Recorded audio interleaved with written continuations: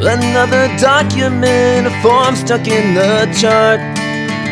Don't disregard it, got to read it so you know. Don't take a guess at this precious part of life. The video was created by Dr. Barton, who did a very nice parody depicting chronic issues with drugs in the emergency department. And I reached out to him to essentially say, hey, nice job, as he's a colleague of mine, and we got to talking about how he wanted to take on more complex issues and try and get messages across using different mediums. And we talked about the TRIAD research and the confusion surrounding end-of-life care, and he jumped on it and created this video. It's something unpredictable, maybe the end of life.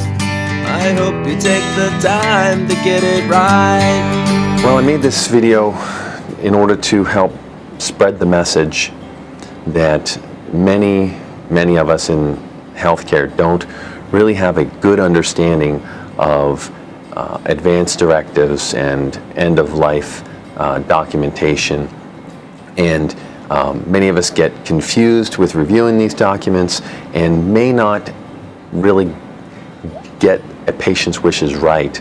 This is something that Dr. Fred Mirarchi has tried to get across for many years, something he's been passionate about. And so when he approached me with the opportunity to help try to spread that message, I was happy to help. So take a pause and use a checklist every time. A DNR don't mean no care of any kind. Talk to the family and ask if there's time. For what it's worth, it is worth all your I think one of the important things to try to get across in this video was to make it clear that it is a problem, that our understanding of the terminology, understanding of the medical legal aspects of advanced directives and end-of-life care is not what it should be. A living will is a document that comes into play when a patient can no longer make decisions for themselves, so they're no longer competent. And essentially what occurs in that document is that a patient has to meet triggers, specifically an end-stage medical condition or a persistent vegetative state.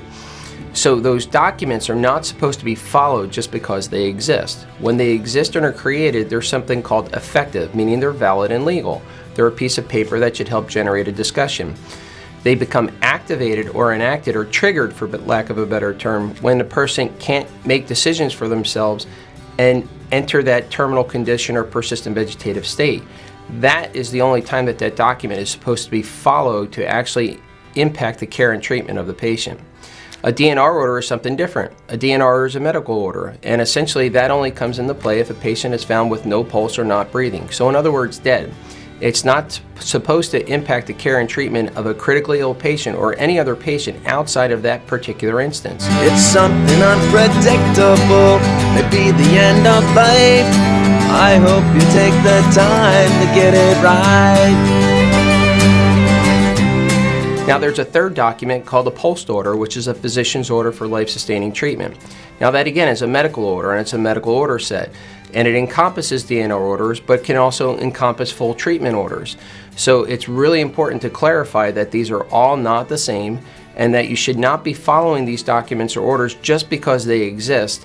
And it really is a time that we should start to look at these things and question them. My hope is that this video is entertaining enough to be worth spreading and sharing amongst others in the medical field, so that the awareness of this issue is increased and overall we can improve in the way we address and handle end-of-life care. I hope you take the time to get it right.